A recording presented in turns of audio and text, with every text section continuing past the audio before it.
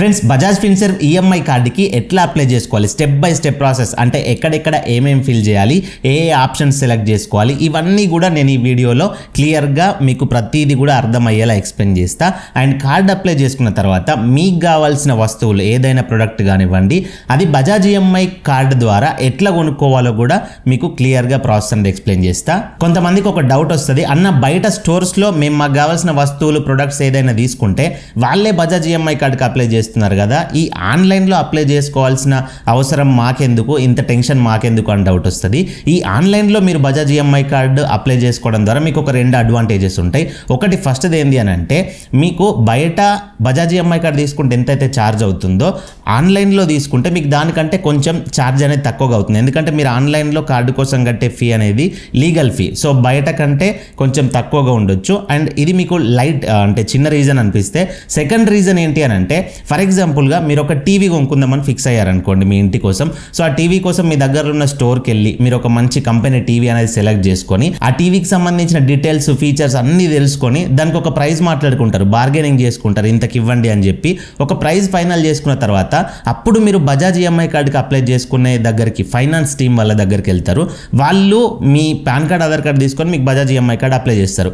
మీకు లక్ బెటర్గా ఉంటే ఎలిజిబిలిటీ వచ్చేది ఉంటే మీ కార్డు వస్తే ఓకే, ఎట్లాంటి ప్రాబ్లం లేదు, మీరు బయట తీసుకున్నా ఎలాంటి ప్రాబ్లం లేదు. ఇన్ కేస్ మీకు అక్కడ ఎలిజిబిలిటీ కరెక్ట్గా లేక కార్డు అనేది రాలేదనుకోండి, కార్డు అనేది రిజెక్ట్ అయింది అనుకోండి, సో మీరు అక్కడ డిసప్పాయింట్ అవుతారు, కంపల్సరీ కొంచెం గిల్టీగా అనిపిస్తుంది. ఎందుకు అని అంటే మీరు టీవీ సెలెక్ట్ చేసుకున్నారు, దానికి సంబంధించిన ప్రైస్ అనేది బార్గెనింగ్ చేసుకొని ఫైనల్ చేసుకున్నారు, ఫైనల్గా బజాజ్ ఈఎంఐ కార్డు దగ్గరకు పోతే అది రిజెక్ట్ అయింది, అది కొంచెం కరెక్ట్గా ఉండదు. ప్రొడక్ట్ తీసుకుంటామని పోయి అవన్నీ చేసి తీసుకోకుండా ఇంటికి వస్తే కరెక్ట్ కాదు, కాబట్టి అక్కడ మీరు డిసప్పాయింట్ అవుతారు. కాబట్టి మీరు ఆన్లైన్లో కార్డు కనుక తీసుకున్నారనుకోండి మీకు ఎలిజిబిలిటీ వస్తుందా రాదా అనేది మీకు ఇక్కడనే ఏర్పడుతుంది. ఎలిజిబిలిటీ వచ్చేది ఉంటే వస్తుందని వస్తుంది, ఎలిజిబిలిటీ లేకపోతే రిజెక్టెడ్ అని వస్తుంది. ఇన్ కేస్ మీకు ఎలిజిబిలిటీ వచ్చినా కానీ ఎంత లిమిట్ వస్తుందో కూడా లిమిట్ కూడా చూపిస్తుంది. లిమిట్ చూపించడం వల్ల ఇంకొక అడ్వాంటేజ్ ఏంటంటే ఎగ్జాంపుల్ మీకు ఒక 50,000 లిమిట్ వచ్చింది అనుకోండి బజాజ్ ఈఎంఐ కార్డులో, మీరు మీ ఇంటి కోసం టీవీ తీసుకోవాలి. సో మీరు ఇక్కడే ఫిక్స్ అవుతారు, ఇంటి దగ్గరే నేను 50,000 రూపాయల లోపే టీవీ తీసుకోవాలని ఫిక్స్ అవుతారు. స్టోర్కి వెళ్తారు, మీ దగ్గరలో స్టోర్కి వెళ్ళి 50,000 లోపు టీవీ చూపించండి అంటారు.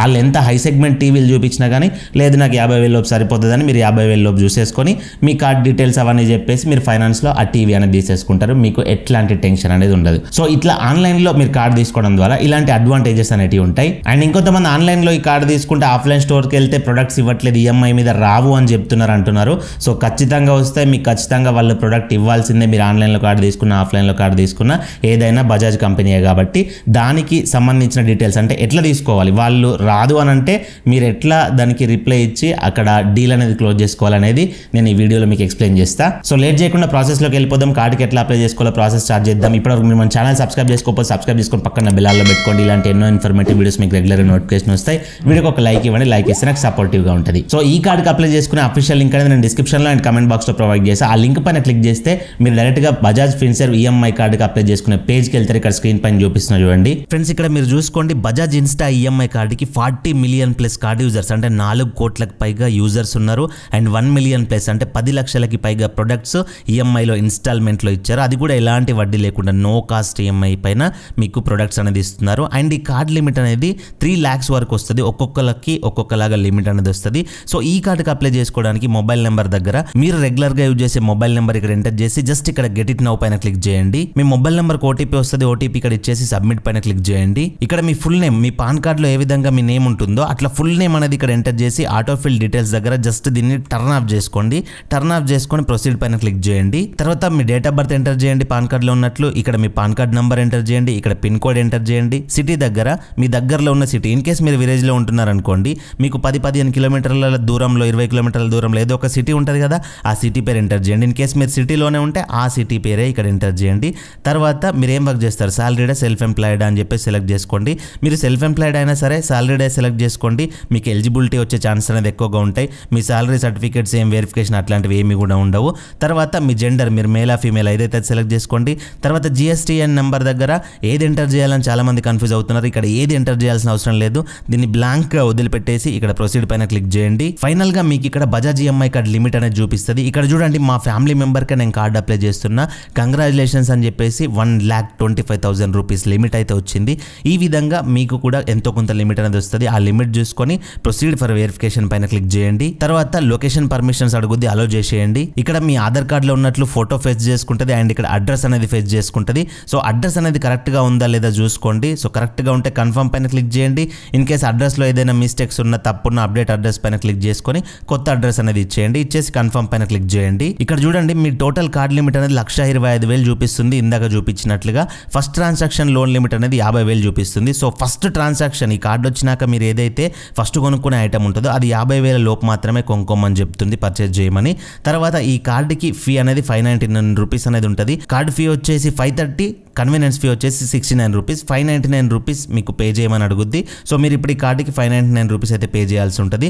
సో కొంతమందికి 599 కాక బజాజ్ ఈఎంఐ కార్డు రిజెక్ట్ అవుతే కంగ్రాచులేషన్స్ అని వచ్చిన దగ్గర ఏమొస్తున్నది అని అంటే అది వేరే ప్రోడక్ట్కి తీసుకెళ్ళి అక్కడ 620 రూపీస్ 699 రూపీస్ అడుగుతుంది. అసలు అట్లా అడగదు. మీకు బజాజ్ ఈఎంఐ కార్డుకి 530 రూపీస్ లేకపోతే 599 రూపీస్ ఇట్లా మాత్రమే అడుగుతుంది.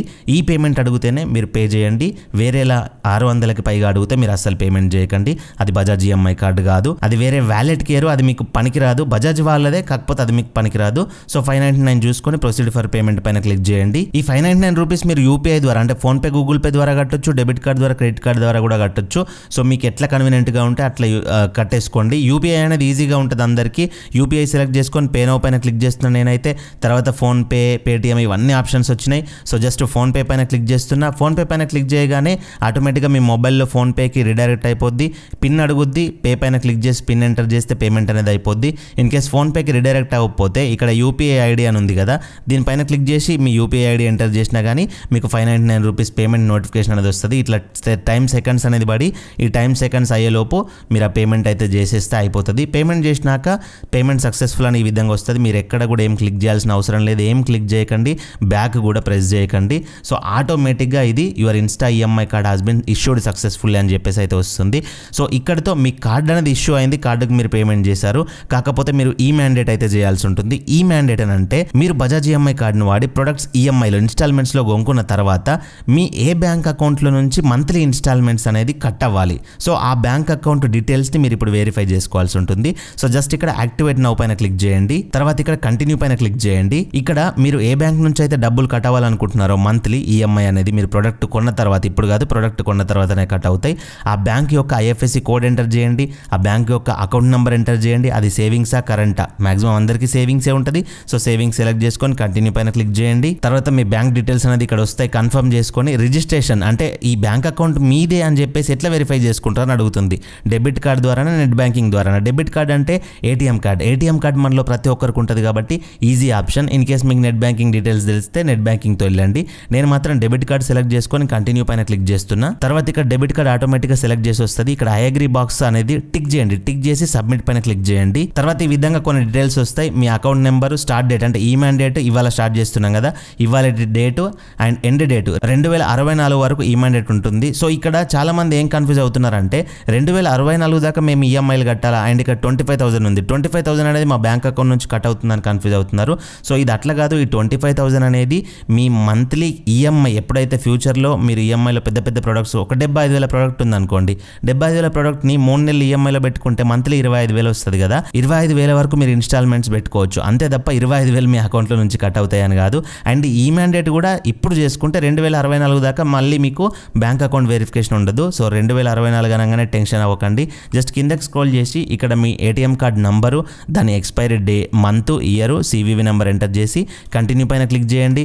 తర్వాత మీ బ్యాంక్ రిజిస్టర్డ్ మొబైల్ నెంబర్కి ఓటీపీ వస్తుంది. ఓటీపీ ఎంటర్ చేసి ఇక్కడ వెరిఫై పైన క్లిక్ చేయండి. తర్వాత ఈ విధంగా అథెంటికేషన్ సక్సెస్ఫుల్ అని వస్తుంది. మీరు ఇక్కడ ఏమీ కూడా క్లిక్ చేయకండి, ఆటోమేటిక్గా అదే ఇంకొక పేజ్కి తీసుకెళ్తుంది. మీరు ఎక్కడ కూడా బ్యాక్ క్లిక్ చేయకండి. ఈ మ్యాండేట్ రిజిస్టర్డ్ సక్సెస్ఫుల్ అని ఈ విధంగా రావాలి. మీకు ఈ విధంగా వస్తేనే ఈ మ్యాండేట్ సక్సెస్ అయినట్టు. తర్వాత నెక్స్ట్ పేజ్కి కూడా ఆటోమేటిక్గా ఇదే తీసుకెళ్తుంది. ఇక్కడ insta EMI card has been activated successful అని చెప్పి వచ్చింది చూడండి.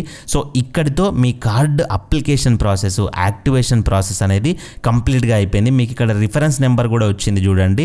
సో మీరు ఇప్పుడు వ్యూ కార్డు పైన క్లిక్ చేసినట్లయితే మీకు కార్డుకు సంబంధించిన నంబరు ఇవన్నీ కూడా అన్లాక్ అవుతాయి. అవన్నీ కూడా మీరు అక్కడ చూసుకోవచ్చు. And Bajaj EMI card app కూడా ఉంటుంది ప్లే స్టోర్లో. ఆ యాప్ అనేది మీరు ఇన్స్టాల్ చేసుకొని మీ మొబైల్ నెంబర్ ఎంటర్ చేసినట్లయితే ఇక్కడ ఏదైతే కార్డు కనబడుతుందో ఇప్పుడు మీకు యాక్టివేట్ అయిన కార్డు అక్కడ మీకు రిఫ్లెక్ట్ అవుతుంది. అక్కడ నుంచి కూడా మీరు కార్డ్ యాక్సెస్ చేసుకోవచ్చు.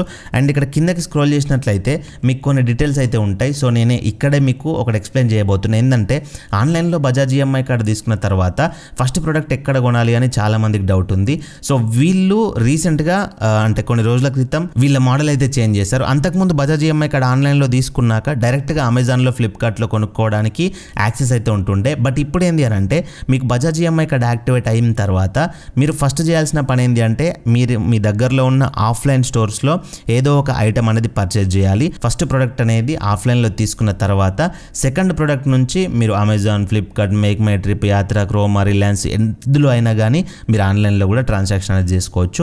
ఈ ఒక్క కండిషన్ అనేది వీళ్ళు రీసెంట్గా అప్డేట్ చేశారు. కాబట్టి కార్డు తీసుకున్న వాళ్ళు ఎట్లాంటి టెన్షన్ పడాల్సిన అవసరం లేదు. కార్డు వచ్చినాక మీ దగ్గరలో ఉన్న ఆఫ్లైన్ స్టోర్కి వెళ్ళిపోయి మీకు లిమిట్ ఎంతైతే వచ్చిందో ఆ లిమిట్ లోపు మీకు కావాల్సిన ప్రోడక్ట్ సెలెక్ట్ చేసుకొని పర్చేజ్ చేసుకోండి. సో ఇది కంప్లీట్ ప్రాసెస్. అండ్ ఇందాక చెప్పినట్లుగా ఆన్లైన్లో కార్డు తీసుకున్న వాళ్ళకి ఆఫ్లైన్ స్టోర్స్లో ప్రొడక్ట్స్ అనేది ప్రొవైడ్ చేయట్లేదు, ఇవ్వట్లేదు, రాదు అని చెప్తున్నారు కదా. అట్లేముండదు. మీరు ఆన్లైన్లో తీసుకున్నా అది బజాజ్ అఫీషియల్ సైట్ నుంచే మనం తీసుకుంటున్నాం. ఆఫ్లైన్ వాళ్ళు అప్లై చేసినా ఇదే సైట్లోకి వచ్చి అప్లై చేస్తారు. అంతా ఒకటే కార్డు. వాళ్ళు కొంతమంది ఉన్నారు మ్యానిపులేట్ చేస్తున్నారు జనాల్ని. సో మీరు ఆన్లైన్లో తీసుకుంటే కార్డు రాదు అని అన్నప్పుడు బజాజ్ వాళ్ళు ఆన్లైన్లో ఈ ఫెసిలిటీ అనేది ఎందుకు ప్రొవైడ్ చేస్తారు? మీ దగ్గర నుంచి 530 రూపీస్ ఎందుకు పే చేయించుకుంటారు? జస్ట్ పాజిటివ్గా ఆలోచించండి. సో మీరు చేయాల్సిందల్లా ఒకటే, మీరు ఆన్లైన్లో కార్డు తీసుకొని కొన్ని రోజుల తర్వాత ఆఫ్లైన్లో ప్రోడక్ట్ తీసుకోవడానికి వెళ్తారు కదా, అప్పుడు మీరు ఏం చేయండి అంటే ఒక పాన్ కార్డు, ఆధార్ కార్డు, మీ బ్యాంక్ అకౌంట్ మీతో తీసుకెళ్ళండి. సో జస్ట్ వాళ్ళు అక్కడ ఏం చేయాల్సి ఉంటుందంటే మేము ఆల్రెడీ ఆన్లైన్లో కార్డు అప్లై చేసుకున్నాం, మాకు ఇంత లిమిట్ వచ్చింది, 50,000, ₹1,00,000 ఇంత లిమిట్ వచ్చిందని చెప్పండి. సో చెప్పిన తర్వాత వాళ్ళు మీ డీటెయిల్స్ అనేది అంటే మొబైల్ నెంబర్ కానీ అవి తీసేసుకున్న తర్వాత వాళ్ళకి అక్కడ కార్డ్ డీటెయిల్స్ లిమిట్ అనేది ఫెచ్ అవుతుంది, వాళ్ళకి అక్కడ కనబడుతుంది. దాని తర్వాత మీ ఆధార్ కార్డు, పాన్ కార్డు, మీ బ్యాంక్ అకౌంట్ జిరాక్స్ ఇచ్చేసి సిగ్నేచర్ చేసి బయోమెట్రిక్ పెట్టారంటే మీకు అక్కడ కేవైసీ అయిపోద్ది. బయోమెట్రిక్ అనేది ఒకసారే కాదు, మీరు బజాజ్ ద్వారా ఆఫ్లైన్ స్టోర్స్లో ఎన్నిసార్లు ప్రోడక్ట్ కొంటే అన్నిసార్లు బయోమెట్రిక్ పెట్టాలి. ఇప్పుడు కొత్త సిస్టమ్ అది. కాబట్టి మీకు ఎట్లాంటి ప్రాబ్లం ఉండదు. మీరు బయట స్టోర్స్లో కరెక్ట్గా బజాజ్ ఎంప్లాయీస్ ఎవరైతే ఉంటారో వాళ్ళు ఒకరు ఇవ్వరాదు అని చెప్పినా కానీ వాళ్ళ హయ్యర్ టీం వాళ్ళు ఉంటారు కదా, సో వాళ్ళతో మాట్లాడండి. సో తీసుకోవచ్చు కదా అని చెప్పేసి కంపల్సరీ మీకు వర్కౌట్ అవుతుంది, ఎట్లాంటి ప్రాబ్లం లేదు.